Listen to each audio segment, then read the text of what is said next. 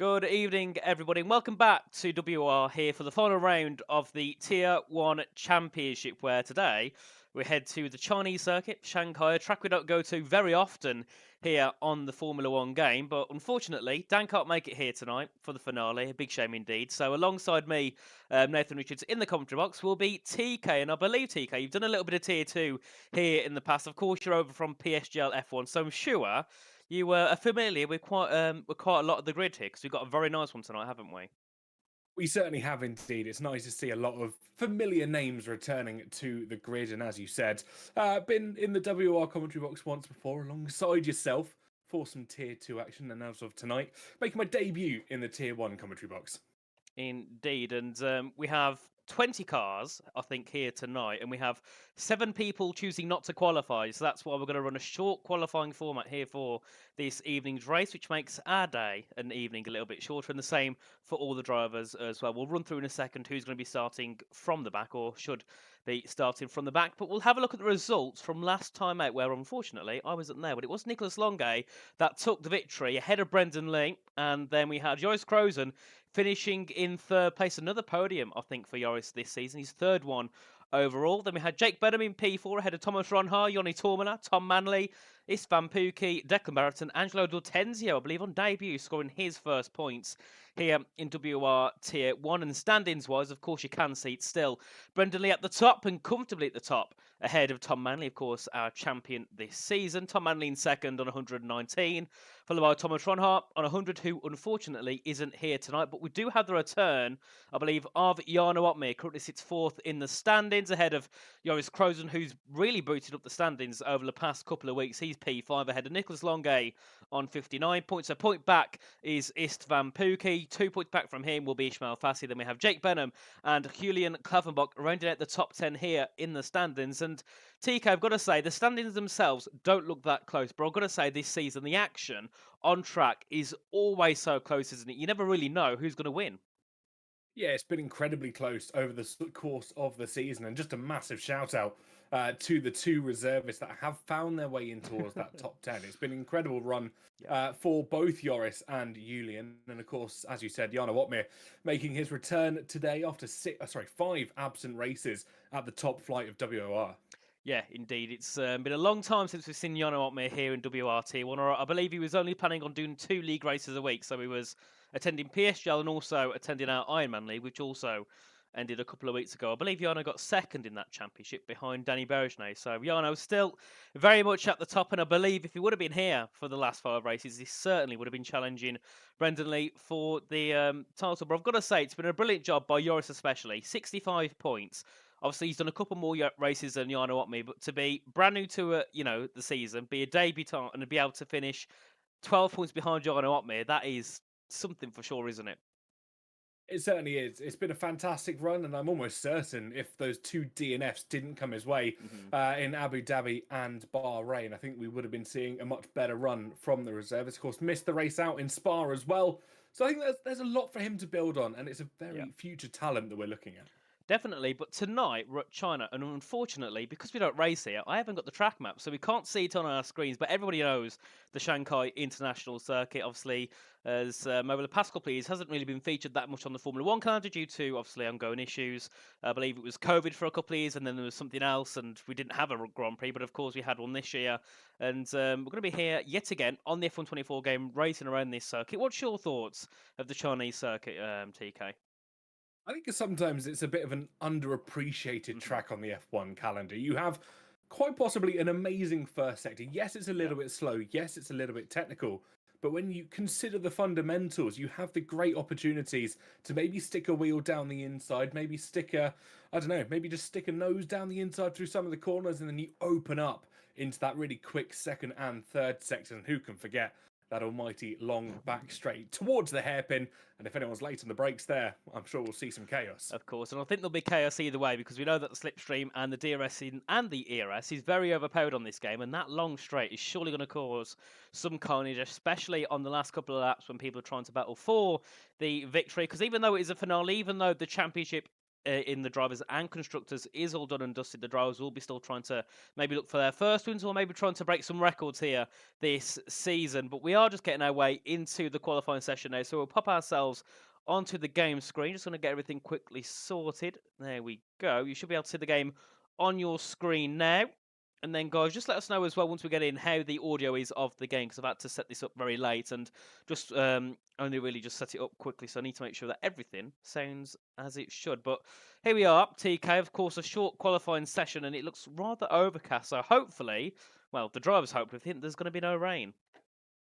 Yep, I think that'll be the hopes and the prayers for a lot of drivers at the moment. Of course, a dry run round here means a quite enjoyable qualifying session, but the minute it becomes wet, that's when maybe everything goes slightly out of the window for a few of our drivers. According to all my information, there is no rain expected, though, in our quali session here.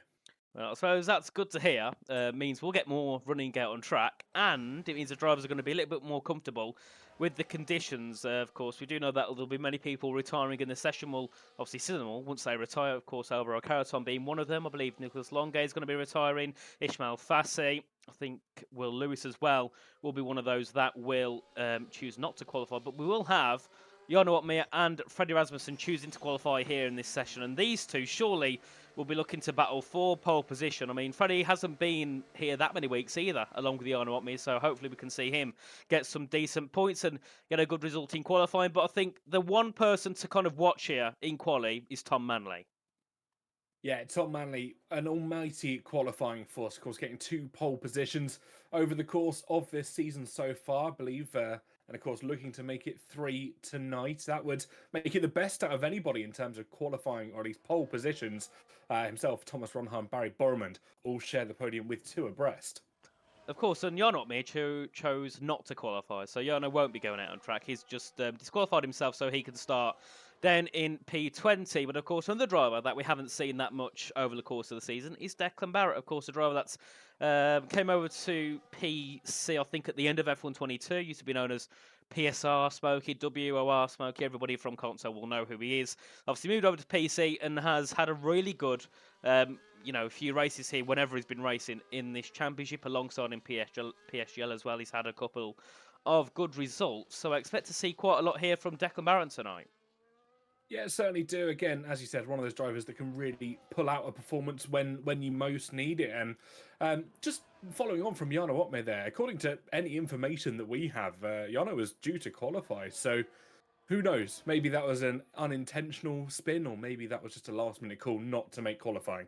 Yeah, I don't know. A bit of an odd one, but obviously we'll have Jarno starting all the way at the back, so there's no chance of him qualifying now, even if he wanted to. But we also have Keen Godendorp on the circuit at the moment, currently in P7, but of course hasn't got a lap time on the board. Neither has anybody, so of course we'll see all those positions change as we head our way through to the end of the session. And Kian this season in qualifying, he's had a few rounds where he's been near the back, but he's also had a couple where he's been right near the front. I think it was Belgium. He got himself onto the front row. So he's really been good in qualifying. And hopefully this is a circuit that he enjoys as well. But I do know this circuit is hated by many because of how low the grip is around the track. I did a league race here the other day. Of course, I'm nowhere near as quick as these guys, but even I noticed that there's a lot of low grip around parts of this circuit, especially on the exit of turn 13, the banked corner, heading on the back straight. If you get a bit too much throttle down there, it's very easy to spin the car, and once you've spun in a league like this, you're pretty much out of the race. Yeah, you certainly are. Keep an eye on Istvan Pukki here. He's gone purple in the middle sector. Declan Barrett's gone purple in the first sector as well. Joris has gone purple third sector. So everybody's starting to make some good inroads. I'm going to keep an eye on Istvan Pukki as he comes down towards the hairpin. This is looking like a rather good time for the Mercedes driver. Of course, as Joris Krozen goes up to provisional pole there with a 129.538. What can the Mercedes of Istvan Pukki do as he heads to the line now? Declan Barrett goes up into second place, and Istvan to the top there with a 29.498. A very nice lap time indeed from the Mercedes driver here. Just on board now with Julian Klaffenbach heading down towards the hairpin at turn number 16. We'll see what he can do on this run. But Julian's also another driver which, well, hasn't been necessarily good in qualifying, but in the race he can really work his way back through the field. He certainly can indeed. The comeback king, if you want to call him that. And you never know, if he has a poor qualifying session, he sometimes manages to find that extra little bit of pace in the race situation. It has really paid off for him. Indeed, we do have Duncan Hoffland here, also heading down towards turn 16, a little bit later than the others on his lap, and we'll see if this will be a representative run by Duncan Hoffland as he heads his way down to the hairpin. Now he gets the car turned in quite nicely and back on the power as he heads his way through into the final couple of corners. We'll see here, what will it be for Duncan Hoffland? Hops the curb heavily and invalidates on the exit. I thought he hit the curb too much on entry, and of course on exit went a bit wide, and unfortunately he will not set that lap, as we do have John Evans now to the line, goes up into fourth place there with a 129.632, and we also have on track as well Barry Burman, who I think has gone very quick in that first sector. Yeah, Barry Burman doing well down in 13th, of course not setting a time at the moment, but about half a tenth quicker through the first sector was Tom Manley. He's gone purple in sectors 1, purple sector 2 for Barry Burman. But I just want to briefly mention Duncan Hoffland. Before that invalidation, he was purple in the first 2 sectors. That final corner will really be a kicking point for the Aston Martin. Yeah, it definitely will. But of course, he's still got 12 minutes to go here in this session before we head into the race. So there's more time for him to get that lap on the board that he certainly will deserve, as we now watch Barry head down to turn 16 at the hairpin, get back on the power nice and early. You should bring your car around on the exit into the final corner here on the track, and we'll see. Will it be a provisional pole here for Barry Burman? I'd be surprised if it isn't. To the line he goes, and up to the top goes Barry, a 129.371, a brilliant lap time there by the Ferrari. And Tom Manley goes even quicker there, a 129.314, half a tenth separating Tom Manley and Barry Burman. And we know Barry's very quick in qualifying, so for Tom Manley to be half a tenth quicker at this point shows how good of a lap it was by the RB driver, as we have Freddie Rasmussen also heading down as well into turn 16. We'll see what he can do on this lap. And I've got to say, TK, out of all the liveries, I certainly do not like Freddie's. I mean, it's certainly unique, I'll give him that, as he does take provisional pole position away from Tom Manley, a tenth and a bit quicker than the V-Carb driver that stands just behind. But it was only a purple sector 3 though, so time to improve in the first couple, as Tom Manley still manages to hold on to a purple sector 1. Interestingly enough, on his lap that was the fastest at the time, it was purple 1 and 3. Sector 2 seems where drivers are missing a bit. If they're quicker in 1 and 3, they seem to be lacking in that middle second sector. Of course, and I mean, that could possibly be down to setup. I wouldn't know, because I'm not a setup expert, but if it is the case, that could be why a couple of the drivers are having such a big disparity in the second sector compared to their first and third sector. But we do have a few more cars now going out on track to begin their second laps of the session. Just on board here with Ruben Pedroño, currently in P10 with a 129.792, and that is quite a decent gap back to back to Freddie Rasmussen. Actually, it's about nearly 0.6 of a second between Freddie and Ruben. So Ruben, Bench, Kian, Ika, they need to find a lot of times on their laps, because ideally you want to be within a couple of tenths, don't you, really? Yeah, you certainly do. And of course, you've got to remember that they are stepping in as a reservist. They might not have had as much prep time as some of the other drivers. Of course, they'll have known about this for the remainder of the season. The reserves call in probably within a week's notice. But what is worth noting here, and reminder for the people at home, it is obviously a short qualifying session. There is no Q1, Q2 or Q3.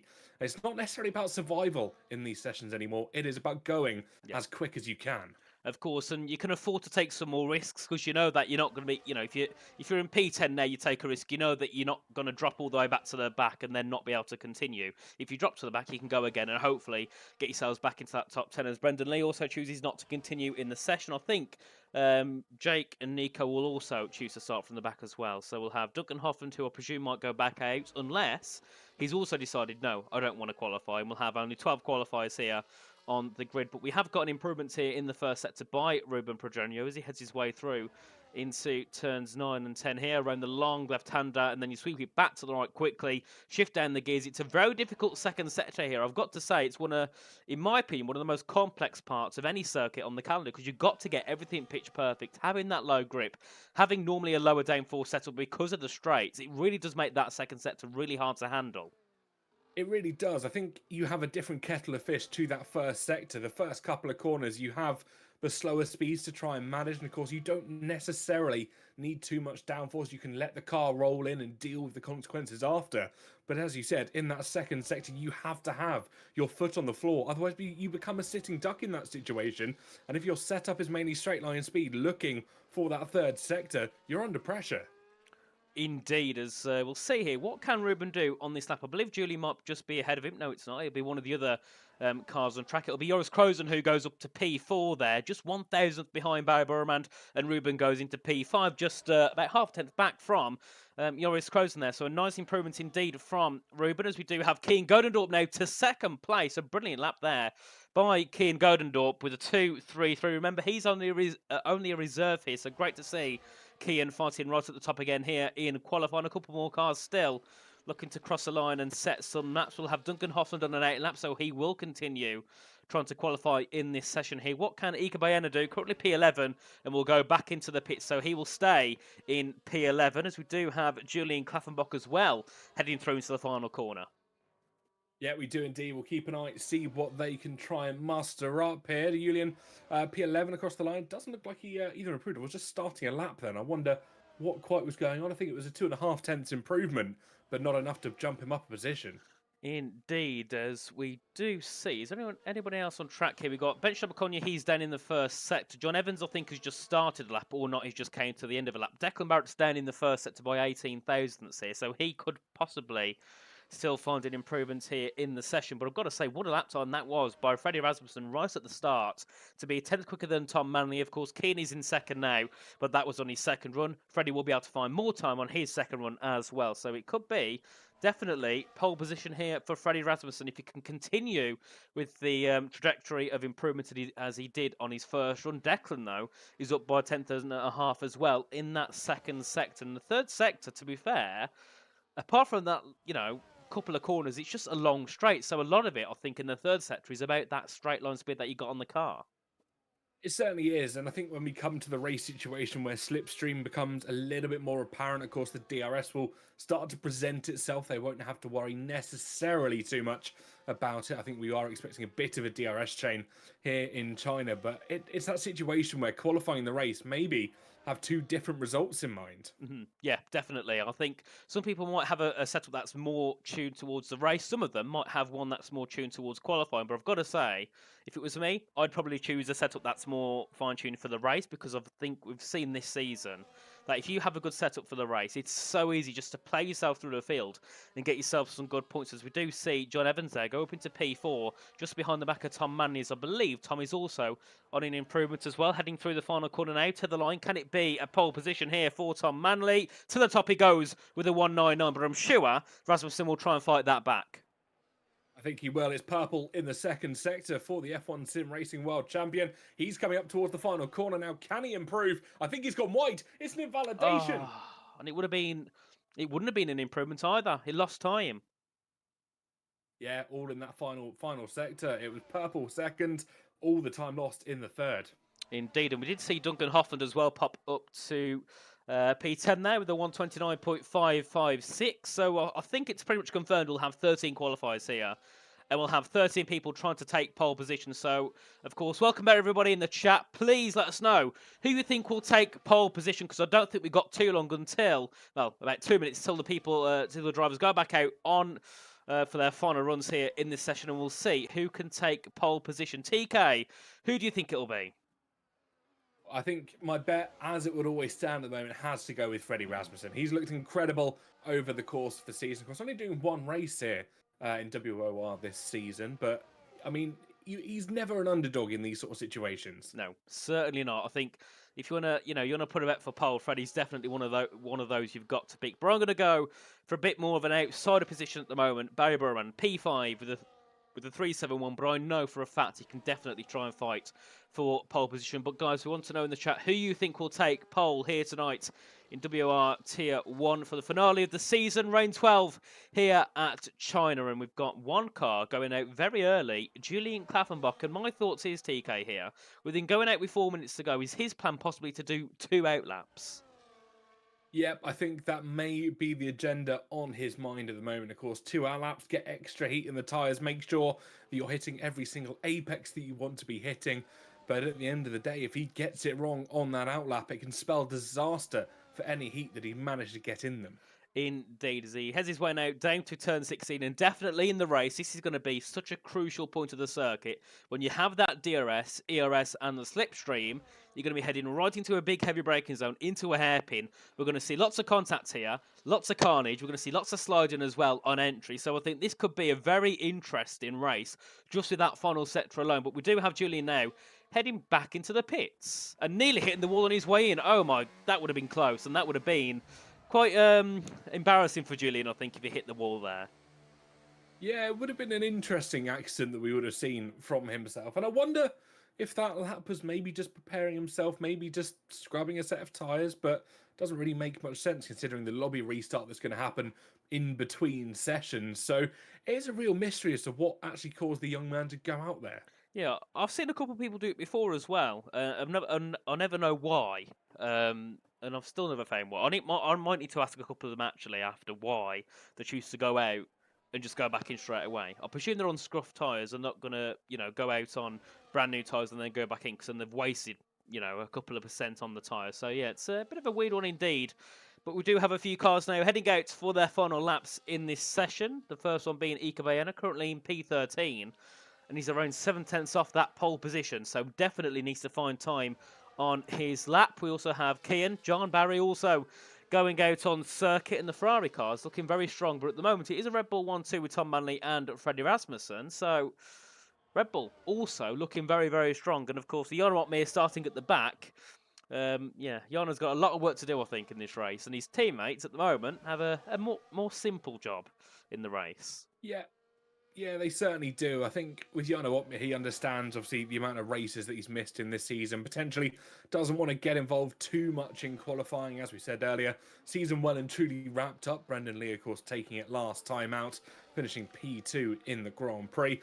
But maybe he just wants to try and have some racing, go around China, and, of course, see how many positions he can try and make up in preparation for when the F1 Sim Racing World Championship does come around. Of course, and hopefully it's not that far away. We're still all waiting for any announcements regarding F1 Sim Racing, but hopefully we haven't got that long to wait. And I'm sure the drivers are also eager to get underway with the new season of F1 Sim Racing. But another driver here that I'm quite intrigued to see what he can do tonight is Ben Shabakonya, because recently he got signed to TRT, Tatum Racing Team, after leaving R8G at the end of last season. So I'm excited to see what he can do here in a new environment. Maybe this could spark some energy in him to try and get some more consistent points, because Bence has had a really difficult season, in my opinion. Hasn't got that many points, has always struggled to get into the top 10. So maybe tonight could be his night to try and fight for some decent points. But we do have some laps underway. Why don't you go for a lap here with John Evans, TK?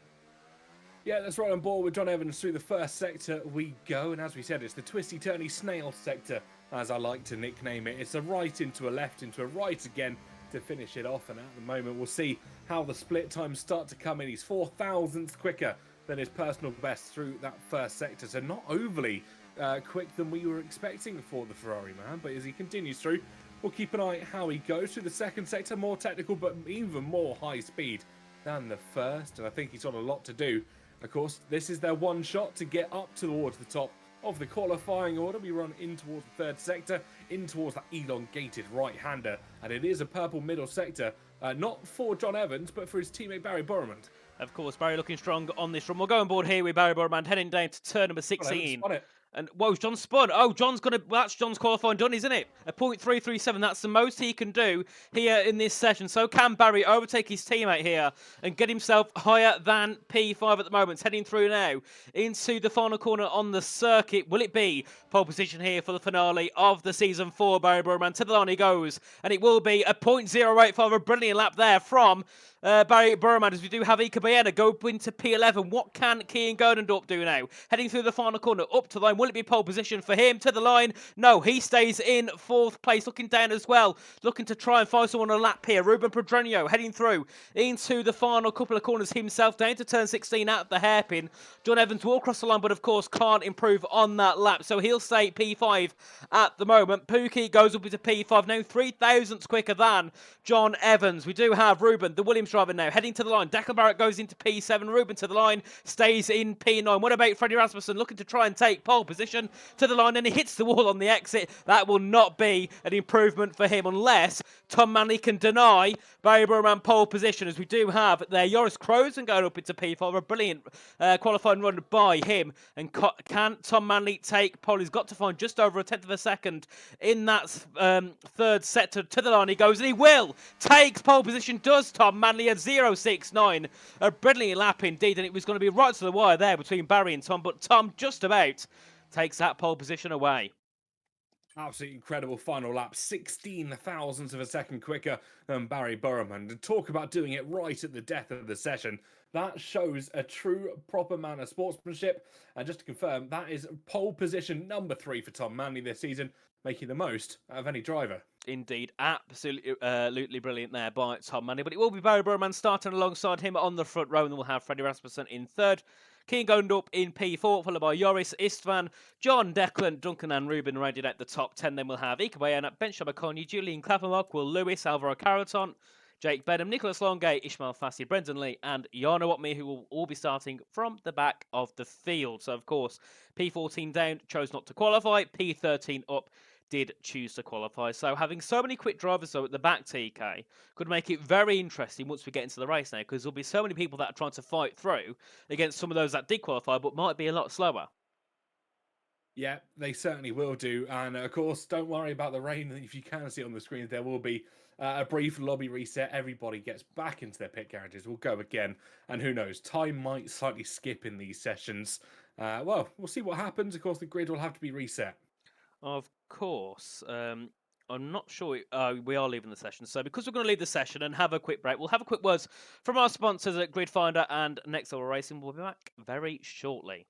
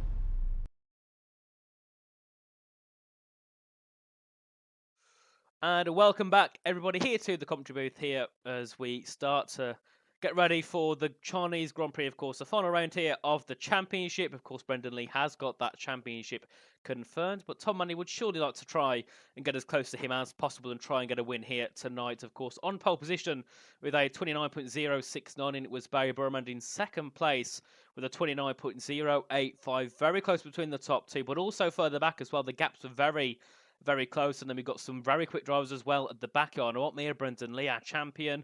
We've got Ishmael Fassi, Will Lewis, Alvaro Carleton, all starting from the back. It's going to be very interesting to see, isn't it, TK, how they work their way back through the field. Yeah, I think, as you said, it's going to be an interesting race to see how things go. The grid's, let's just say, a little bit disorientated in terms of how they usually find themselves stacking up. And over 28 laps of racing, it can really change some drivers' approach. Of course, the undercut is very powerful here. We've seen that before.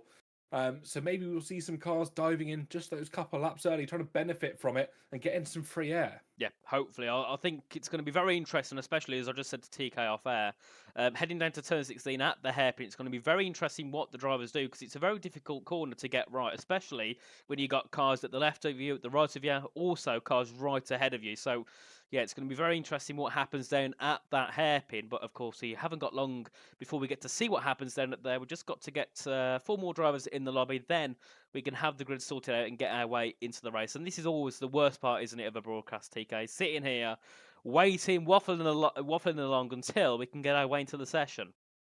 Yeah, it's actually the one time I wish ads were slightly longer in terms of these sort of broadcasts, because you end up sitting here. You do what me and Alex Heron like to call the intermission podcast, because you're sat discussing. Not only are you waiting for drivers to get into the lobby, you then got to wait for the lobby to be set up and go again, and obviously every driver to get their setup and their strategy together.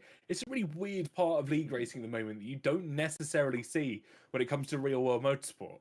Yeah, definitely. I mean, if it was real life, I don't think we've got to wait for people to join the lobby. It's more the fact of people turning up, and if they don't, they get fined. I don't think that'd end too well here if Luke said, right, if you don't join on time, you're being fined £500. I don't think that'd end too well with many of the drivers. But yes, maybe that's what we need in order to get them in on time. We'll give them a fine if they don't turn up, or we'll give them a points deduction. Maybe they'll change their minds then.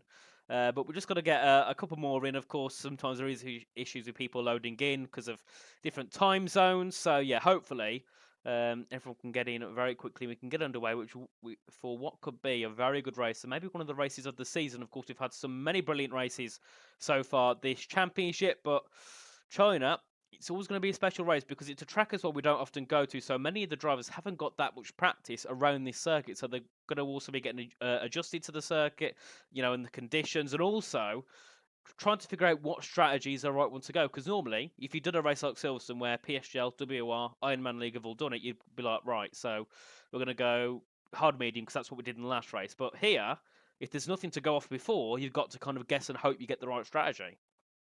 Yeah, I wouldn't be surprised if we see a couple of teams maybe going for alternate strategies, maybe trying to figure something out, throw maybe a wish down a wishing well and see if it pays off for them in the long run. Because they're the sort of situations when we come to, let's say, the Sim Racing World Championship in however long it takes for us to get to that sort of situation. Teams will look back on situations like this and go, oh, we raced at China back in WOR, it was the same situation.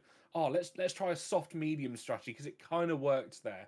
Yeah, definitely. I think, as the drivers have said before, and the team managers and the engineers, that league racing is a very big part of the preparation for a season because this is where you learn all the fundamentals. You go into a race, everything's as it would be, as close as it could be to the real thing.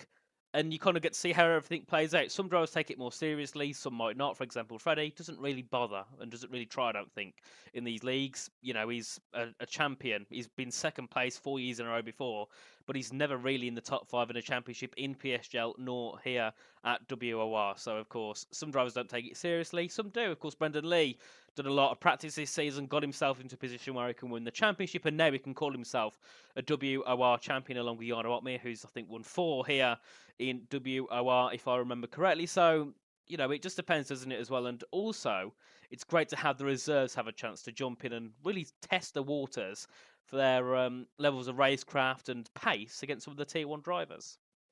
Absolutely. It's a great opportunity for our reserve drivers here this afternoon. Of course, they get the opportunity to step in with the big boys, put their pace to the test, but also kind of on the flip side, they get to impress not only the people at home, but some of the teams as well. Yeah. Obviously, if you've got your esports driver coming day in, day out against one of these reservists who might be beaten on the odd occasion, I think you'll start looking at that reserve driver and go, oh, you know what, maybe they'll be a good addition to the team. But I'm not a team manager. I don't know too much about the politics, but that would be from a neutral's perspective. That's how I look at it. Yeah, I think it's definitely along the lines of that. I mean, obviously, for example, Julian and Yaris, 2 very quick drivers, got picked up by R8G. I think it was sometime the start of this year because of their performances in PSL and WOR. And because of that, they got themselves, a development seat at the R8G team, and hopefully for themselves in the future, maybe a seat in a couple of seasons' time. They would definitely well deserve it indeed. So we'll see what happens for many of our development drivers who hopefully can work their way into the main season shortly. But hopefully we haven't got too long to go. We've got a couple of people starting to ready up, but obviously nothing concrete just yet. I think Istvan's just making sure everything is correct. Of course, a big thanks to Istvan again. I think for every race he's been here, which is pretty much every race he has hosted the lobby. So a big thanks to Istvan. But now, TK, I'm starting to see a few more people ready up. I think we're about to get in. Yeah, we have got confirmation from its fan that the lobby and the grid has been set correctly. So we're moments away from getting started. I have just noticed a message from Will Lewis saying that he saw a pole that was 0.3 faster than his PB and he's lost it. So I think it could be a good race from Will Lewis this afternoon. He's got to hope he's got the race pace. If quality's not there, he's got to have the race pace, of course. It's been a bit of an up and down season as well here for Will Lewis. But maybe tonight he can get himself some points. And maybe that PB doesn't matter and he can drag it to a victory. I think that's what he'll be hoping, of course. Qualifying isn't everything in these sort of situations. You are able to come back from bad races, of course, over the course of the season, though. He's only had 3 races where he's finished inside that top 10. It hasn't been a season to remember for him. No, definitely not. Definitely not at all for Will. I was speaking to him a couple of times over the season, and he said, he's got the pace, he can do it, but it's just about getting everything right and having that, I suppose, magic, potion of everything working well, but also you're in the mindset where you can also perform at your best. Because sometimes, even though you've got the pace, you can still be a little bit, underconfident, and then that way, still not perform the way you should be able to. Absolutely. A lot of it is a mental game when it comes to esports and just racing in general. You've got to have that confidence to try and maybe send a move down the inside, have the confidence to go later on the brakes. And I think if you've gone into this race session realizing just how quick that qualifying run was, maybe that's a knock to the confidence that you really can't afford going into this. Yeah, indeed. I think that is definitely an interesting part of it. But we haven't got long to go, TK, before we head our way into the race. And I'm going to give you the pleasure of starting us off for the Chinese Grand Prix. Oh, thank you very much, Mr. Richards. It'll be a pleasure to take us away for the season finale here in WOR. You can see the crowd cheering on their favourite drivers. Fortunately, no rain for them to have to endure this afternoon. They can thankfully keep their sunblock on and keep the raincoats away. It's a very sunny China that we find ourselves in, and still, according to my data, we have got no rain expected. We've got lights above our heads, ladies and gentlemen, for the season finale in World Online Racing. The lights go out, and we indeed go racing. Tom Manny with a good pull away. Barry Burman, though, on the inside on the charge down towards turn number 1. Will it be Ferrari or will it be V-Cup who runs it round the outside? Barry Burman tries to hold it deep. Later on the brakes in towards the snail section, and it's Burman that leads. A brilliant opening corner there from Barry Burman to lead away from Tom Manley. Here we got Keen going up and Joris Krozen having a battle here for P4 as they head their way down to turn 6 at the hairpin. Then further back, got John Evans trying to get a move on Istvan. Pookie goes around the outside of Istvan here as they head their way out of turn 6 now through into turn 7. And we can see Istvan is ahead of John Evans, and still Keen going up trying to fight past Joris Krozen. Joris defends it nicely as they head their way through into the long right-hander, and Joris is still in that 4th spot. Further back we can see there Rika Biena trying to get past Bench Shamakonyi Zagos almost side, heading at a turn 10 down to turn number 11, and for now Ika's in P11 ahead of Bench, who's going to have to try and go around the outside as they head their way through into the braking zone, take it around the long right-hander, a bit of a bounce corner as you head your way down the back straight into the hairpin, and we'll see what sort of moves we have happening down towards this long back straight. But I've got to say, a very good start from Barry to pull such a gap on Tom Manley before we're headed on to the straight after turn 13. Yeah, fantastic opportunity for the Ferrari driver just to get out of dodge here as Istvan Pookie manages to send one down the inside of Kian, but unfortunately couldn't quite get the traction on the pull away out of the hairpin. But I say that as he has managed to pip him out in towards the final corner. That second stage of acceleration really coming his way. Barry Burman setting the fastest lap of the race as well. But interestingly enough, everybody starting on the hard tyre. Yeah, indeed. So very similar strategies we'll have here in this race. I presume most people will pit on a very similar lap here, but they've also got to make sure they don't get double stacked due to running on the F1 World Cars. We see further back there, that's Gianno Otmir trying to make a move on Ismail Fassi as they head their way out to turn 3 and 4, down to the hairpin at turn number 6 again, and Gianno Otmir is on the outside here of the Williams of Ismail Fassi. Can Jarno get the move done on Isma as they head their way into the corner on the exit? Who's going to get a better run? Jarno Otmir is slightly ahead of Ismail Fassi. He'll have the inside line as well, but Isma will have the inside line heading through to the right-hander here. So let's see who will get that position. Will it be Otmir? Will it be Ismail Fassi? Jarno's going to try and hang it around the outside. Back up the inside goes Jarno Otmir, and will it be that move confirmed as they head their way through out of turn 10 in a brilliant battle here between Jarno Otmir and Ismail Fassi? Yeah, beautiful side-by-side racing by the both of them, showing everybody how it's done through not one but two sectors, and they're still wheel to wheel through the elongated right-hander, and of course Slipstream and DRS will come into effect now as we run down towards the hairpin, and Jana Otmir finally deciding just to slot in behind and wait for the advantage in the straight line speed. Indeed, but Nicholas Longo here is looking to make a move to get himself up into 18th place as they head their way down to the hairpin. Looking further ahead there, Declan Barrett having a battle here with Duncan Hoffland for P8. Duncan trying to get a move done, but Declan defended perfectly, heading on the exit of the hairpin and still keeps himself in 8th place as we head our way through with these three once again. Ishmael Fassi, Jana Otmir, Nicholas Longo and Brendan Lee as well, all looking to get involved. And Brendan Lee passes the three of them, heading down to turn one. A brilliant move there by Brendan Lee. Yeah, really showing why he's this season's champion. He can get a wiggle on when he needs to, and showing his dominance here this afternoon, getting past Fasci in towards that left-hand. A beautiful move from our season champion. Just to note, throughout the rest of the field, 8 drivers have warnings to their name off the opening 2 laps. I reckon we'll see a fair few track limits here this afternoon. I'm sure we will, though, as we do see a move there. A bit of a send from Nicholas Longo on Ishmael Fassi, and it's a shame. This is a battle for 17th and not the battle for 1st. Otherwise, this should surely be one of the battles of the season for the lead of the race. As we look a bit further up here, we can see Ruben Pedreño here looking to gain in quickly on the back of Duncan Hoffman for P9. So we'll see if we get a move here by the Williams driver as we head our way down to the left-hander here at turn 12 through turn 13, the long right-hander, and then down to turn 14 at the hairpin. Bit of a slide here from Ruben, but that's something that happens quite commonly on the exit of turn 13, making sure not to get a slide from the car as we head our way down to the braking zone now. Will we see a move for the lead of the Grand Prix? We won't. Do we see a move for 3rd? And we don't. And we don't see a move for 4th either as we head our way down to the braking zone. But Keen Gundorp there looking to make a move on Istvan Pukki, but wasn't quite close enough as they went on the exit. Yeah, day late and $1 short for Kian Goddendorp there. He thought about a move into the hairpin, but maybe wasn't as committed as he would like to be. John Evans now Julian Klaffenbach getting the fastest lap of the race at the moment, a 1:33.497, so just under a 33.5 there. Everybody continuing to progress through. They've started this DRS train effect now, and you've got to be so careful not to fall out of it, because we've seen that before. Where if you fall out of the DRS train, it's very hard to recover at a track like China. It certainly is, especially if you're near the back as well, because you've got to do so much work and everyone else ahead of you is just pulling away, further and further, and there's nothing you can do in that scenario unless you get a safety car. As we do see yet again Nicholas Longo and Ishmael Fassi having a battle, and this time Ishmael Fassi's gone off the track, comes back on ahead of Nicholas Longo, and for a second they lost that DRS gap to Brendan Lee, but let's see, can they get back within a second? They're 9/10 at the moment. It's going to be touch and go whether Ishmael Fassi gets a DRS heading down to turn number 14 at the hairpin, but I think he might just about stick within a second. Yeah, I think maybe just burning a little bit of that battery, trying to hold on to the season champion in front of him. Brendan Lee won't be too concerned about the drivers behind him, though. He's still looking forwards towards Jake Benham as we head down towards turn 16 in the hairpin once again. I wouldn't be surprised if we see a cheeky dive here from Tom Manley already alongside Barry Burman.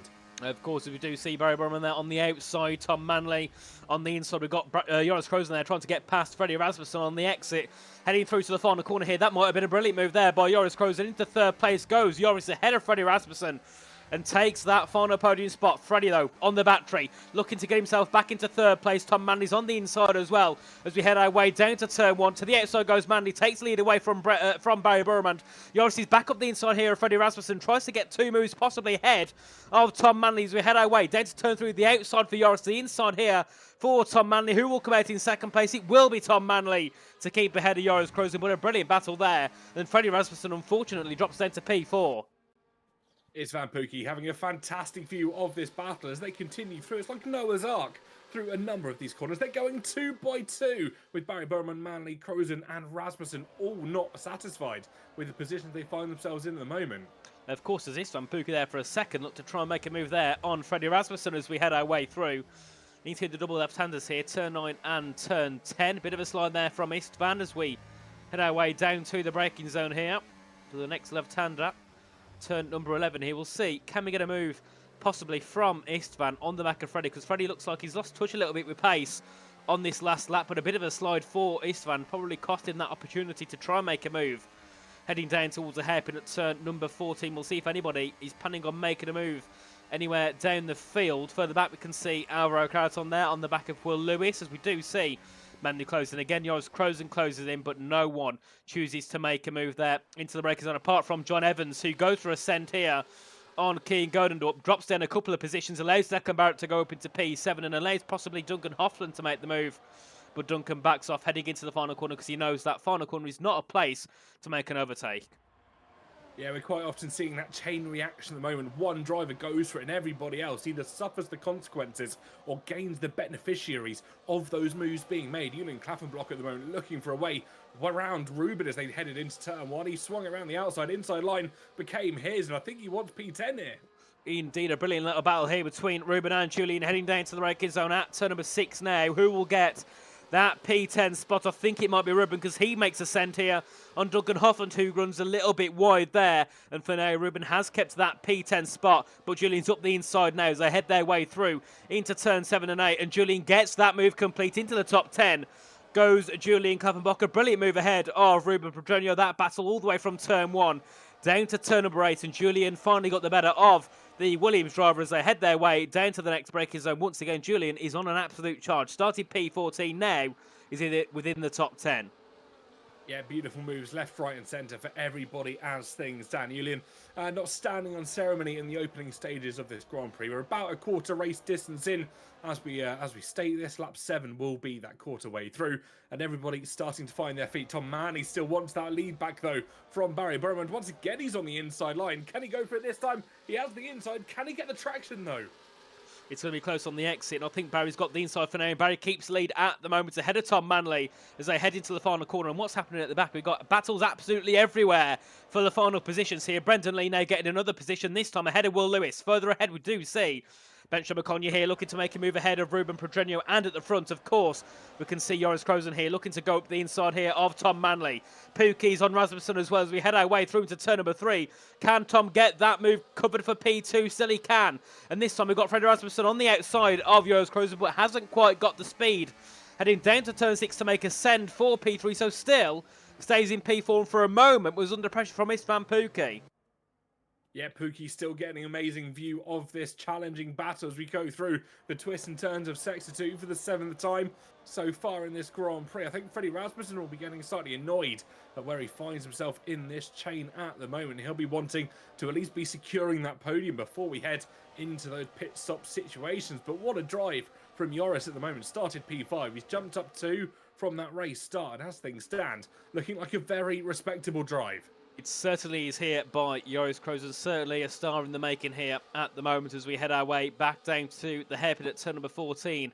And we'll see what moves we get here for the lead this time around. Joris is very close here to the back of Tom Manley. He might be looking to try and pose a move for the lead of the race. Barry gets overtaken by 1. He will get overtaken by 2 as we head our way down to the hairpin. And it'll be Joris Krozen that takes the lead of the Chinese Grand Prix ahead of Tom Manley. Barry back on the inside as we head our way on the exit in towards the final corner, and he won't be able to make that move. He sticks behind the back of Tom Manley for now, but pushes the RB through the final corner as we head on to lap 8 of 28. And then we can see Rasmussen as well, just sitting right behind, looking for an opportunity to make a move up into P3.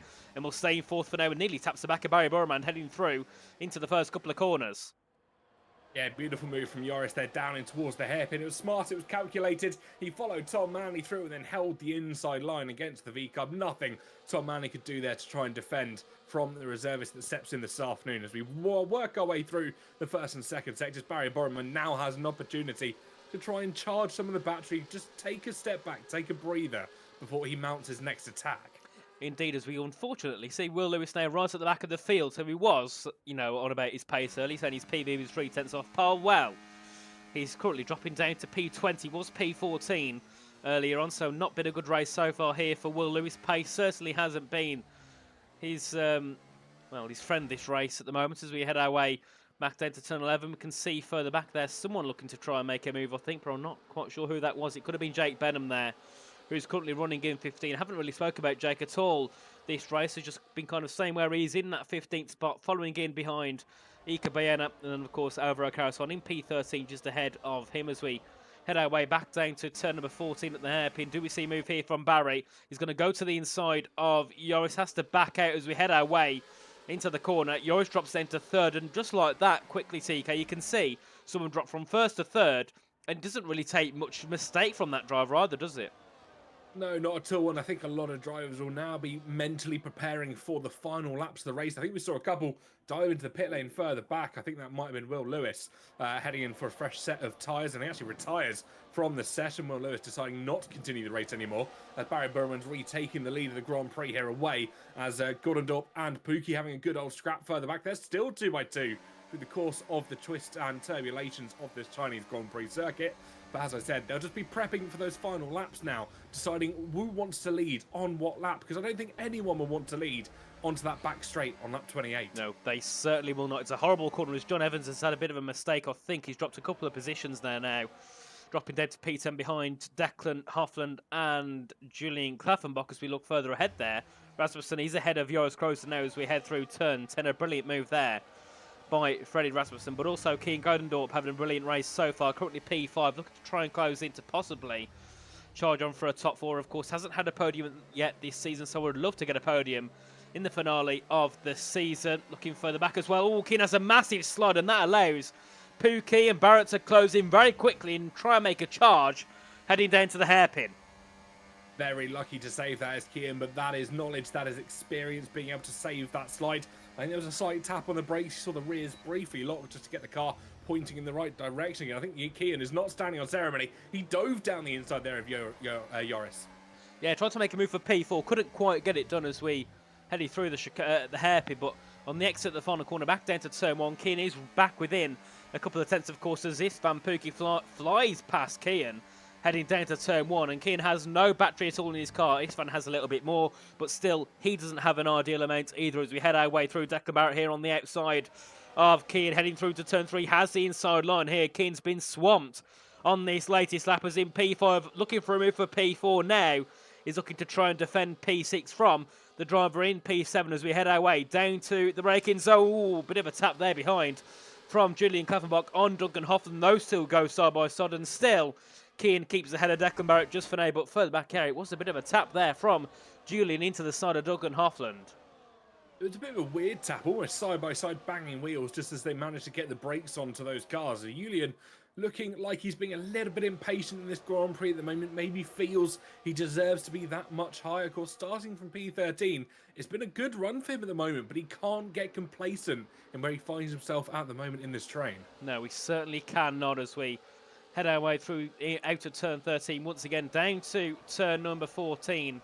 And John Evans here in prime position to try and close in and make a move here on Julian Klaffenbach. He's got the straight line speed, but he hasn't quite got enough here to try and lunge for a move as we head our way to the braking zone. Once again, Tom Manley still in second place behind Barry Burman, Freddie Rasmussen in third, and Joris Kroos still in P4. We have got Julian there defending from Duncan Hoffland.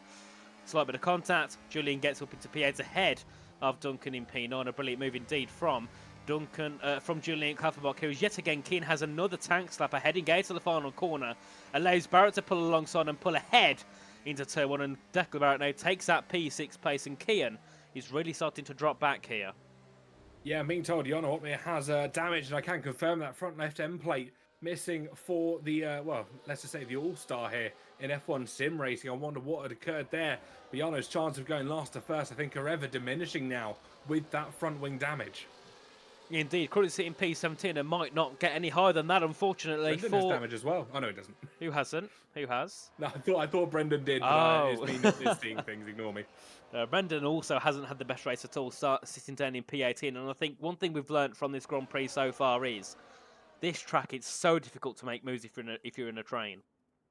It really is. I mean, everybody gets DRS down towards turn 16, but you really have to try and use that battery in a genius way, because if you lose out or just burn it to the same extent as everybody else, you're not going anywhere. In reality, you're actually probably going backwards. Yeah, definitely. It's going to be, you're going to really have that good ERS management if you want to try and make moves and defend moves around this circuit as we head our way back down to turn 16. And have you still got no rain on the radar, TK? So I'm starting to notice it's getting quite dark over the skies.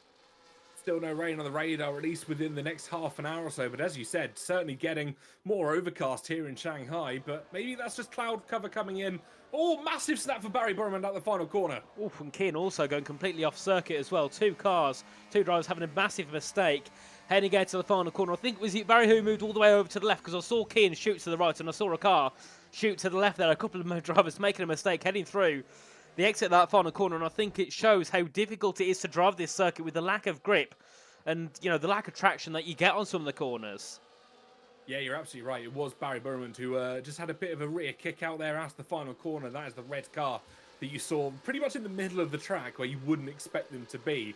But as things stand, it's our qualifying order for the top three. It's Manley from Burman, from Rasmussen. Of course, Joris up from P5, so 1 position gained, as with István Pukki at 1. So it hasn't been the best race start for Kian Goddendorp, of course, down 3 positions from where he qualified. Yeah, definitely not been ideal at all for Keane here in the race. Of course, is in a position to take P4, but now is in a position to try and defend that P7 place, as Julian must have had a bit of an issue somewhere as well, because he's dropped down to P9 as we headed our way through turn 13. Back down to turn 14 at the hairpin we'll go once again, and we'll see what moves are made this time around. Freddie Rasmussen closing in here on the back of Barry Burman. Is it enough to make a move for second place? I don't think it will be, unless he goes for a send no. Chooses to sit back for now. Joris, though, does he go for a send no? He chooses to sit back behind the back of Freddie Rasmussen. Further behind us, what we do see Benjamin Konya here looking to make a send. We have Vika Baena and Jarno Opmeer going side by side. Jarno's up into P16. He gets that move complete, and with wing damage, Jarno is absolutely flying here, it seems. He is indeed, and I wouldn't be surprised if we see a minor wing adjustment when he goes in for that mandatory pit stop. The teams and the engineers are so experienced, they'll know just how many clicks he'll need to try and compensate for that wing damage, and of course everybody else will be prepped and ready for such incidents. When the drivers are racing so close like this, I mean, it's bound to happen. Yeah, definitely. Definitely, as we do see Declan there looking to try and defend from Keane behind. Declan had a bit of a slide heading through turn 2 and went very, very wide indeed, and of course dropped his momentum a little bit heading through the end of that first sector, but of course currently still in that P6 spot. Further behind we can see Ismail Fassi there passing Ika Bayana, who's dropped into P19. Not been a good race at all for Ika, along with Will Lewis, so certainly not going to be a race for Ika to remember as we head our way back down to the braking zone at turn number 11. Still Tom Manley's in the lead of the Grand Prix ahead Barry Burman. Freddie Rasmussen still in 3rd place, looking to try and take that final podium away in the finale. And then we'll look a little bit further behind here to Julian Klaffenbach here, right on the rear of Duncan Hoffman. Possibly we could see him yet again go and try and take that P8 away.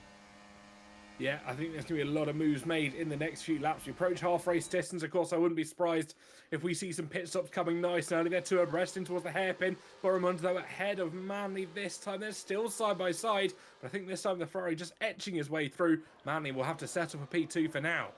He certainly will, and we did see as well Declan try and make a move on Keane, couldn't get it done, and Julian looking to try and make a move on Duncan, but couldn't get it done either as we head our way back down to turn number 1 here, and we can see, look at all these cars all close together now. We can see moves looking to be made. István Pukki there was trying to get up the inside of Joris Krozen, but couldn't quite make that move work. And we do see further back there, John Evans up into P9, now up into P8. A brilliant bit of a charge there from John Evans, was P11 now.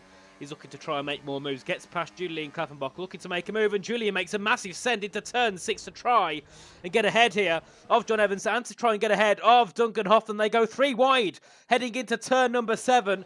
Julian's going to be on the outside. It's going to give him the inside into turn number 8 and 9. And John, though, still tries to hang it around the outside. He'll have the inside into turn number 9 and 10. Duncan gets a bit of a tap. He nearly loses the rear. John goes through up into P9 and Julian drops down to P10, and Duncan still in that 8th spot. But look at that battling. They've dropped away from the top 7.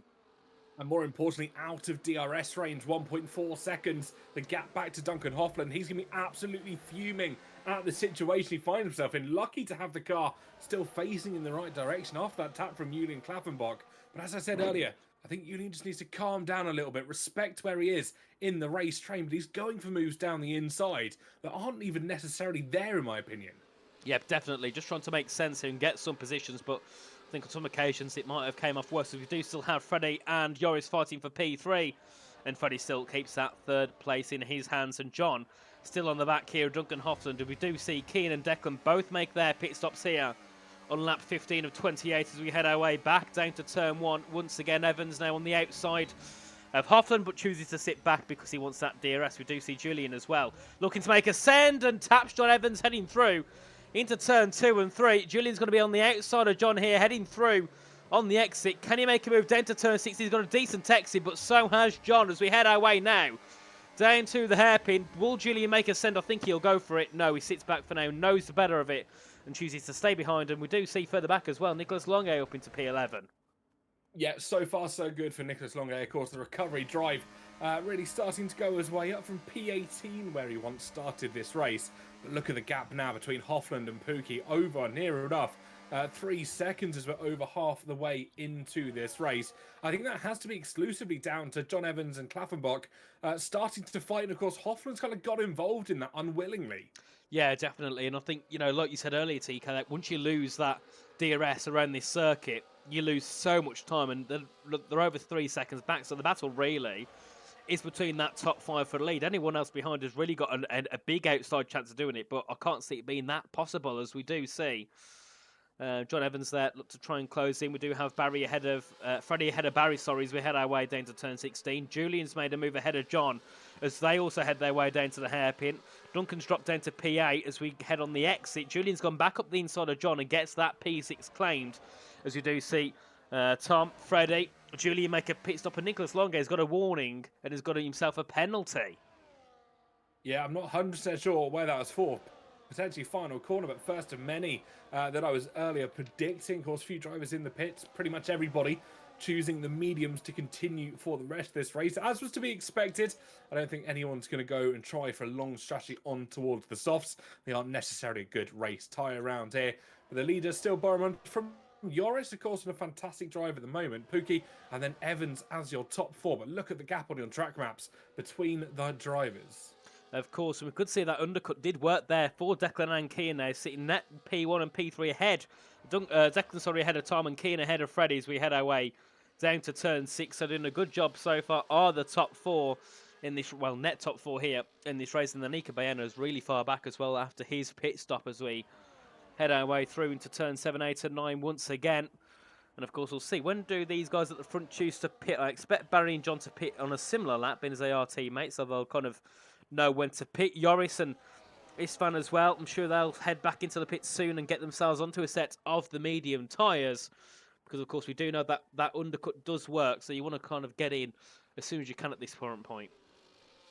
Interesting enough, I'm just noticing Nicholas Longe, of course, with that penalty to his name, but he has damage on the front wing, front left end plate, missing for the Scuderia Ferrari. And I wonder if that's what's caused him to extend those track limits to a degree where he's been punished for it. Could be. I mean, did he have damage when he was with Jarno Otmi? Because it could have been those two who came to contact and got damage.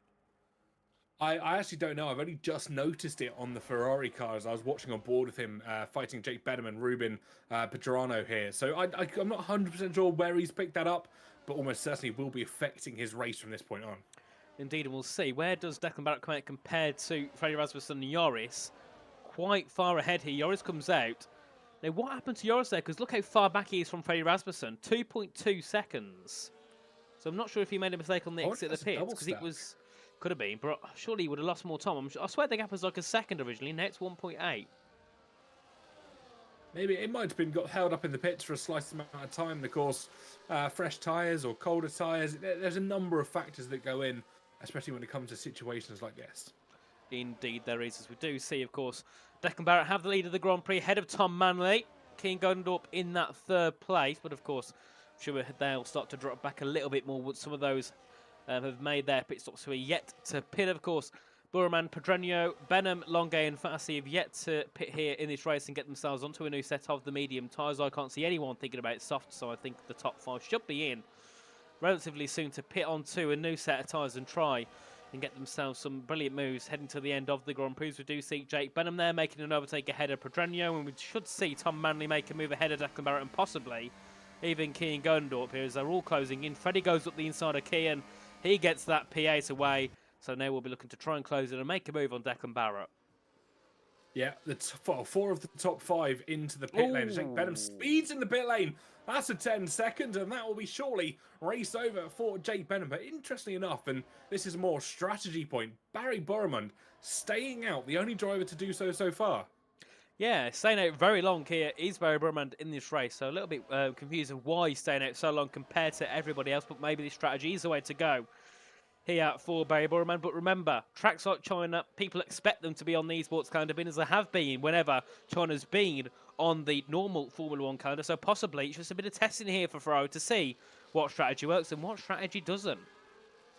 Yeah, exactly. I think, as we said before the race got started, it is going to be almost like a testing ground. It's final race of the season. Ferrari don't really have anything to try and fight for at the moment. Of course, Barry all the way down in P12 in the driver's standings, Ferrari down in P5 in the constructors. So I think they can use this almost like a test bench, work out what is going to work and get some valuable data as the race goes on.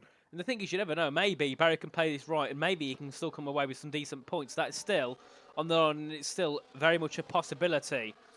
As we head our way back down to the hairpin at turn number 14, once again, still Barry Burman leads, but of course hasn't made his pit stop. So it will be Tom Manley that has the net lead of the Grand Prix ahead of Freddie Rasmussen and Declan Barrett in third. Keane, though, is closing in here on the back of Barrett, heading down towards turn 14, but no move can be made. We've got Istvan Puka there making a move ahead of Joris, and Barry gets a penalty.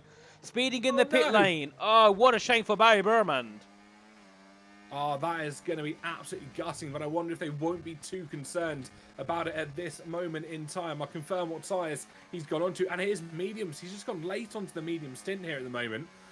Just to keep you updated on some other pit stops, Longuet and Otmir both not changing their front wing as they went in.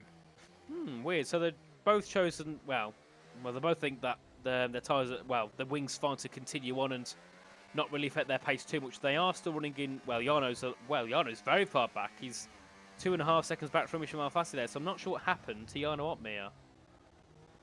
Yeah, I wonder again, maybe this is a bit of a testing bench for the Red Bull Sim Racing team. Again, maybe anticipating some damage at a LAN event, maybe just seeing how the car handles under the circumstances. Who knows what those teams have got planned back with their engineers. Indeed, it certainly hasn't been a race to remember here for Jarno Otmir. Well, he might remember it, but not for any good reasons. As Istvan Puka here struggling to keep in the DRS of Keane Godendorp ahead of him, so he's got to try and push a bit more to get back within that 1 second to try and get some DRS. We'll see in a second whether he gets DRS as they head their way down the straight in towards turn 14 at the hairpin. Of course, it's still Manley that leads ahead of Rasmussen and Barrett, and then Godendorp sitting in just behind in P4. Rasmussen takes the lead ahead of Manley. Will we see anybody else make any positions? I don't think we will, and actually, Istvan has got DRS, but he's gained nothing down that straight. Yeah, I think everybody's starting to settle in now. I think when we get to those mid-20s, we'll start to see maybe the early dives or the late dives starting to come back. But as we approach, or just start lap 20 here in this Grand Prix, Joris setting the fastest lap just to boot and add to their collective. Everybody's just going to stand and ceremony, wait it out, maybe charge some battery, and then we'll start to see the real race really take shape with 4 or 5 laps to go. Indeed, but of course, the good thing, I suppose, for Barry Burman, though, is once he dispatches Baena and Kaffenbach, who are on older tyres, he's got 3.8 seconds of clean air, so he can push hard and catch up to those in the top 6. So maybe at the end of the race, in 8 laps' time, we could see Barry Burman trying to fight for the lead. He does get the move ahead of Ika Baena, and into P8 he goes. He can get the move down, possibly to turn 14 at the hairpin, ahead of Julian, and then try and pull away and get within a second of the top 6, of course, at the moment, that being Joris Krozen, Istvan Puki, Keane Godendorp, Declan Barrett, Tom Manley, and Freddie Rasmussen, who is in the lead of the Grand Prix. We can see as well in P13 there, Brendan Lee making a move ahead of Ben Shabakonyi. A brilliant move there by Brendan Lee up into P13. Could still be on for some points here, being as Barry and Ika both have penalties. He'd still need to make another couple of positions, though, but could still be points here for Brendan Lee. Yeah, it certainly can. Never rule out Brendan Lee. I think that goes with the general rule of saying. But it was a purple sector 1 for Barry Burman, not necessarily in the second sector, just getting held up by Julian Klaffenbach, who stands just ahead of him. I think Julian now has to make that decision. Does he want to try and hold up Barry Burman, or work together to try and pull in that gap that stands up to Istvan Puki? It's interesting indeed what Brendan Lee can do as we head our way down to turn number 16, the final corner. Once again, back down to turn 1. And of course, we can see here Freddie Rasmussen looking to try and close in on the back of Tom Manley, heading our way through. And decent so far here by the top 4, of course. And then we've got Istvan and Joris sitting right behind in P5 and P6. But that gap there has gone up there. 4.5 seconds now is what Barry Burman's got to the back of Joris. So Barry's got to push hard here to try and catch back up. But if he can't, this might be a bit of a mistake strategy-wise here for the Ferrari team with Barry Burman. And Of course, we did see John Evans and Nicholas Longay also pit relatively late compared to some of the others here, so it might just be a mismatch in strategy altogether here for Ferrari. As we do see Barry try and catch back up, but he hasn't really caught that much at all, has he, on the leading train?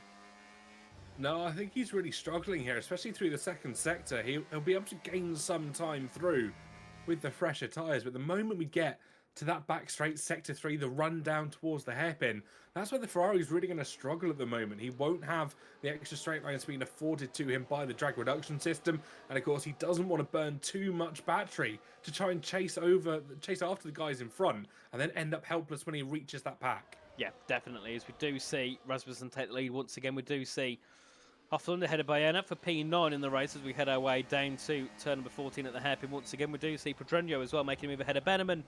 Here comes Alvaro Caraton, goes up into P10. Ika tries to get on the switchback, but can't make the move, and Alvaro Caraton now is into the point-paying position. Decided P16, now in the top 10. It's been a decent race here by Alvaro Caraton indeed. Yeah, it really has. It wasn't necessarily the way he wanted it to go in qualifying necessarily, all the way down to P14, and obviously starting with the group of cars that didn't qualify. But he's up 4 from the race start. He's got some more to do if he wants to finish maybe higher up the top 10. But Alvaro, especially both the Williams over the course of both these seasons, has looked really positive heading into these LAN events that we might have coming. Yeah, they certainly have indeed, as we do see there. Istvan Pukki, a couple of corners ago, was trying to make a move on Kian Gardendorp, but just couldn't quite get himself right alongside Kian as we head our way through into turn 9 and turn 10. Of course, a brilliant job by Kian, considering he's a reserve. And of course, last season was, last season or the season before was in Tier 2. So it's been a really good jump here by Kian. And also, Joris as well in P6 has took a win and 2 podiums this season, looking to get another top 6 at the moment. Could even get a podium if he can play his cards right, as we do see Brendan Lee there go up into P12 ahead of Ika Bayana. Brendan Lee looking to try and get ever closer to points here in this Grand Prix. Will be well deserved considering he started right at the back, but we'll have to see what Brendan Lee can do as we head our way down to turn number 14 again, and this time Pukki's on the charge. Yeah, Pukki managing to make positions through as he sees Kian and Declan Barrett fighting in front of him there, 2 abreast. Now it is Declan Barrett that slots in ahead in towards the final corner, but everybody is starting to play the patient game. We've got 6 laps of racing to go here in this Grand Prix. I think Istvan Pukki trying to get past Kian here. He's gone left, he's gone right, just reminding the gentleman in front of him that he's in his mirrors. Oh, that's close, heading through into turn 3. Can Keane defend it? I think he can, and well, Joris Krozen looks to try and make a move as well, but he can't quite get alongside. But the issue that, of course, for Keane is it's really dropped him back from those leaders, and now Pukki's going to go up the inside into turn 6. That's going to be heavy contact, and through goes Joris Krozen up into P4, and Keane drops down to P6, and Pukki is still in that top 5, but I don't think it's that. Well, I think it's a bit personal between these two, isn't it now? I think it is looking that way. I wouldn't be surprised if there's a couple of stewards reports heading in this afternoon. I think Istvan's in with a good argument that he wasn't left racing room on that inside line. Even on the build-up to that corner, Keane really liked to squeeze him on towards the grass. I don't think this is the last of that battle that we've seen so far. Definitely not. Keane will try and push back and get ahead of Istvan Pukki once again as we head our way back down to turn number 14 once again. And we do see Rasmussen closing again. Does he take the lead of the Grand Prix? Yes, he does ahead of Tom Manley. Declan Barrett still in that 3rd spot. As we look further behind, we do see there John Evans in P11 looking to close in and possibly make a move ahead of Julian Klaffenbach to get into points. Pulse to the inside, has to back out because Julian's too far ahead as they went into the braking zone. We did see as well Ika Bayana get overtaken there by Ben Shabakonyi, who goes up into P13. Yeah, there's a lot of positions being made in the further back position. I think everybody maybe starting to try their file through. Of course, we are on 5 laps to go in the Grand Prix. I think this is where everybody wants to try and make their moves, make their positions up in preparation for those last 2 or 3 laps. Because, of course, it will be a bit of a sprint finish here. Of course, they will have charged as much battery as they can. The top 6, especially, I can almost guarantee they're going to be on a charge here. And I think, as we said, no one wants to be leading on to that final lap. Certainly not. Down to turn 14, you could probably lose 3 or 4 positions there. It's very easy to lose positions down towards that hairpin because of how long the straight is beforehand and all the battery you could use running down that long straight. It's got to be one of the longest straights on the calendar, hasn't it, surely? I think it does, and it is one of the longest DRS straights, if memory serves me correctly. At least it used to be before they moved it slightly further forward out of turn 13 there. Which is a bit better, but of course, before it would have been even more OP, and that would have been interesting in the world of esports to see how many moves would have been made. But we head our way back down to the hairpin once again, and this time we do see Joris closing in heavily here on Declan Barrett. Still looking for a podium is Joris, but also Declan as well looking to try and get a third place in the race. As we head our way down to turn 14, slight bit of contact. Joris goes to the outside of Barrett. Barrett leaves him just enough room, but they still go side by side, heading down to the final corner. And Joris can't quite get that move done, stays in P4 for now. Now on the battery, heading down to turn 1, has the inside line, slight bit of contact again, and Joris is pushing Declan into turn 1. Yep, he is indeed. He wants Declan to get a boogie on. He wants to try and pull away from Istvan Pukki. You can see the gap between himself and Pukki stands at about 0.8 of a second. And if he can use Declan Barrett in front of him to try and benefit from maybe Kian and Istvan continuing to fight, pull them out of that DRS range, he's going to do it, whether by hook or by crook. Indeed, and the question is, has Istvan possibly got a little bit of damage considering how quick he dropped off there? Because the gap was 0.9 for a split second, so... yeah, an interesting one indeed there for Istvan Pukki, but also, I noticed Barry Burman hasn't made much ground at all, is it? And I don't think it's his fault, I don't think it's his pace, I just don't think that the strategy worked out well. And unfortunately, he's only 2.7 seconds behind those guys, and because of a 10-second penalty, he will drop out the points. That will promote Brendan Lee into the top 10.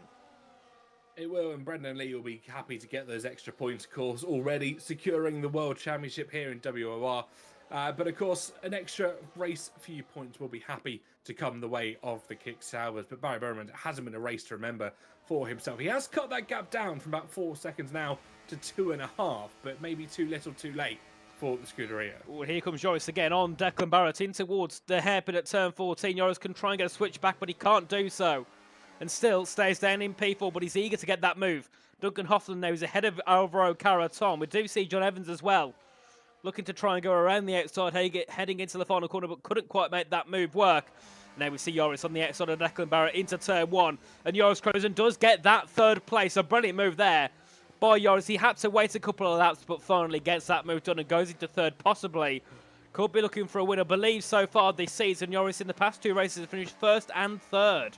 So can he make it 3 podiums in a row? That would be a brilliant result for Joris Crozen. Declan to the inside, goes for a send. Oh, that could have ended badly. Nearly taps the back of Joris Crozen, and Istvan Pukki as well was also closing in on the back of Declan Barrett. Yeah, he is indeed. It's all hands on the face at the moment. We've got 3 laps to go in this Grand Prix. Consider that 2.5 as things stand. Manny and Rasmussen continuing to pull away. The Red Bulls, as things stand, looking to make an impressive stance here in China. Barrett and Crozen, of course, wanting to follow through. Pukki down in P5 will be looking to try and make it up towards the podium positions. But interesting something to note, Jona Martins, of course, Ferrari engineer, or Scuderia Ferrari HP Esports engineer, to give them their full title. He did confirm experimental strat for Barry Burman this afternoon. Indeed, and I mean, it's not worked, but, you know, if he says, you know, the reason why 1v4 against Red Bull, he's not going to win, I suppose it's best to just try something a bit different, and hopefully it will work out. As we head our way back down to the hairpin once again, this time Istvan Pukki is ahead of one of the Red Bulls. This time it'll be Declan Barrett he overtakes as we head our way through out into the final corner. Once again, Brendan Lee up into P9. We've got John Evans going around the outside of Brendan Lee, our champion, of course, this season. And Duncan Hoffland in P8, leading a whole train of cars through into the final couple of corners here. Klaffenbach is looking to make a move. John Evans goes wide. Carlson goes through up into P10. Klaffenbach gets one. He's going to try and get 2 as they head their way into turn number 1 here. And we do see Ben Shabakoni as well ahead of John Evans up into P12 and Brendan Lee up into P8. And I've got to say, from the back of the grid, this has been a brilliant performance by Brendan Lee. Just think what would have happened if he started at the front. Almighty drive as he continues through the field, trying to challenge Alvaro Caraton. I'm speaking about Julian Klaffenbach here, sorry. As you said, Brendan Lee making an almighty drive from the back of the field, showing why he has been the champion this season. Of course, stamping his name in the history books once again. 2 F1 Sim Racing World Championships in his name, back before they were called F1 Esports. And so far, so good. But penultimate lap for this Grand Prix, as we have got, I think, someone in the pit lane, Jana Watmere, deciding maybe a fastest lap attempt for the Red Bull. Well, it's certainly been last to last, unfortunately, here for Jana Watmere. He tried to go last to first. That, unfortunately, has not worked out. As we head our way down towards turns 2 and 3. And we'll see what Yana What Me can do and try and get the fastest lap of the Grand Prix. But of course, Joris Krozen is the man to watch here, looking to try and close in on Tom Manley to try and make a move for second place. And it's going to be hard here because Tom and Freddie are in the same team here. They're going to work as hard as they can to keep Joris behind because Red Bull would love a 1-2. And Joris, though, he'll be here to try to disrupt the party here. Yeah, he's certainly will. We got just over 3 miles to go in this Grand Prix. Final lap, final race of the season. Freddie Rasmussen, the F1 Sim Racing World Champion, has continued to lead through this Grand Prix, and he now leads on to the final lap of this race. Tom Manley will either play blocker or want to get the race win for himself. Will add to his total for this season. Will make it race win number 3, and of course win from pole position to boot. Joris, as you said, will be looking to try and disrupt the Red Bull party. Indeed, and I think Pookie also could be in a shot with it, depending how far back he is. Once they get their way through into that DRS zone down to the hairpin at turn number 14. But of course, it's still Freddie Rasmussen in the lead of the Grand Prix. Joris, though, has dropped back heavily, heading through. I think it's about saving that ERS. When you go down that straight, you can see a lot of the lights flashing, meaning they've got no battery selected. So they are building up that battery power to go all the way down to the final corner to try and defend or overtake for the win. Of course, Rasmussen is in the worst position possible, having that, well, not going to have any DRS down to turn 14. He's got to fortet the gap to Tom Manley. And we'll see, can anyone make a move here? Down to the final couple of corners we go. This is the last opportunity here for anybody to make a move in this Grand Prix to try and take the victory here in the final round of the season. Manley goes to the inside of Rasmussen, gets that leading position. Is there anything Joris can do? There's not. As they head their way down to the final couple of corners here, and Tom Manley is looking to try and take the win here for Red Bull. Rasmussen tucks in behind. Can he try and fight it back?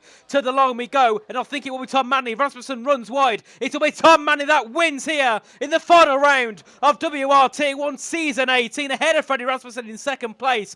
And Joris Krozen, for the 3rd race in a row, will take a podium, and it's his second third in 2 races. A brilliant drive there from the R8G driver, and it'll be Istvan Pukki in P4 ahead of Declan Barrett rounding out the top 5. What a final lap, but there was nothing that Rasmussen could do there against Manley. No, unfortunately not. That's the situation when you lead on to that final lap. You are susceptible to the DRS, and Tom Manley played that absolutely fantastically. It's a 3rd race win to add for him this season, making the most of any driver here in WOR Tier 1, and of course making it the most of pole positions in this tier as well. Oh, of course, and well, there we are. Declan Barrett DNF, so that's really ruined the results now. He should have been in the top 5, but because he left the session, it's DNF'd his car. So I have to try and read through, make sure we get everybody's numbers correctly. But also, Brendan Lee, a brilliant performance from him. P7 in the end. Very nice indeed from Brendan Lee. Of course, starting from, I think it's P19 for him. So he's done a really good job to work his way through the field, and also does get the driver of the day voted by the game. So I've got to say, I think for me, Brendan Lee might be my driver of the day. Yeah, Brendan Lee starting P20, completely dead last on our field and making his way through to P6. I think that was P7, of course, when Declan Barrett's car gets reinstated. But almighty drive from himself. Indeed, and we'll see the final classification of the final round of the WR Tier 1 Championship, and it will be Tom Manley that takes his 3rd win of the season ahead of Freddie Rasmussen, and Joris Krozen taking his 4th podium here in this campaign. Then, of course, we have Istvan Pukki in P4, then we have Declan Barrett P5, Keane Gordon P6, followed by Brendan Lee, Duncan Hoffland, Alvaro Caraton, and Brent Shabakoni rounding out the points positions. Then we did, of course, have Ruben Pedronio, John Evans, Ishmael Fassi, Barry Burman, Nicholas Longa, Ika Bayana, Jake Benham, Julian Klapperbach, and Jarno Otme. And I'm not sure what happened to Julian as well, because he dropped down to P17. He was up in the top 10. Yeah, not sure. I didn't manage to catch that right at the end, but I'm sure, well, if it was an instant, I'm sure that would be the stewards that get involved in that. But a fantastic race, all in all, for Tom Manley, of course, securing another race win to his name. Indeed. And we'll see if we can get one of our top 3 in for an interview. I mean, Joris has never done an interview. Freddie doesn't do interviews, neither does Tom. So I don't think we'll get much words from our top 3 in this race, unfortunately. But either way, it's been a brilliant way to end off the season, hasn't it, around China? I think it delivered well. But unfortunately, we didn't see Jarno Otme in the points. He started last and he couldn't get up to the top 10. But I think that damage really, really hampered his race. But one thing I think we learned from China TK was that going into a race like that, with the DRS train being so big, for once, no one could make moves. And normally we see a few people making some moves. No one really got any overtakes during that first stint. Yeah, it was a tough one. Of course, no one was able to really get the moves done. Everybody stuck in a DRS train, and that really led them to their disadvantage. And yeah, I think we saw that over the course of all 28 laps. No one was able to make beneficiaries of it. Maybe apart from Brendan Lee, who got some fantastic traction out of corners and made an almighty amount of positions. Yeah, of course, it was P7 for Brendan Lee in the end. So standings-wise, of course, he's still about 50 points ahead, which just shows how brilliant this season's been for Brendan Lee. But I've got to say, I do feel for Tom Manley. 3 wins this season, multiple podiums, but there's nothing he could have done against that. You know, I think it was the first 6 rounds. Brendan Lee got like 6 podiums in 6 rounds, which is absolutely absurd, and no one could fight with that. I mean, if he wasn't that dominant, I think we could have really had a good battle between Manley and Brendan Lee. But in the end, Brendan was the one that was dominant for the most part of the season and ended up taking multiple wins, of course, and multiple podiums over the season. Yeah, definitely a well-deserved champion here in WOR Tier 1 Season 18. Yeah, very much so. 2 third places, 2 second places, and 2 first places in the opening 6 round of the season. Almighty run for himself. He added 2 more podiums in Spa and the Netherlands, of course, the last round that we saw out in round number 11. That's what a champion is made of. It is consistency at its heart. Definitely, and I don't think we'll get a word from any of our top 3, so I think we won't be ending it off here. But of course, guys, it's been a pleasure to be in the commentary box this season. Of course, Dan Field, the what's the word? The powerhouse behind the commentary booth for most of the season. Of course, and we're doing all the streaming and doing all the technical bits behind the scenes. Of course, it's been a pleasure to have TK alongside me as well tonight, and also there's been another couple of commentators that have been here throughout the season. I think Safi was here for a race. We had Corey as well earlier on in this season. So big thanks to everybody in the commentary box. Of course, thanks to Luke and Bourbon for setting up all the commentary side of things, and of course to the drivers for attending this season. It's been a brilliant one. We've had lots of reserves taking part, which is a good thing to see, but we've also had some brilliance from all of our full-time drivers attending from multiple races throughout the season. And well, I don't know what the future holds for PCT1 at this current moment on the game, but of course, whenever we get any news, it'll go straight to you on Twitter and in Discord, Instagram, everywhere that we are, you'll get all the information. So, guys, thank you for joining here this season. It's been a pleasure to have you all in the chat, as usual, getting involved and having your own little chats between yourselves and their own little feuds between as normal, the Up Me versus Ron Har fans. I mean, Ron Har not being here means there wasn't that much arguing in the chat this time between the fans. But of course, it's been brilliant to have you all here. And whenever season 19 is, we'll be back here once again on a Sunday. But of course, thanks guys for joining. We'll see you all next season, whenever that is. Good night.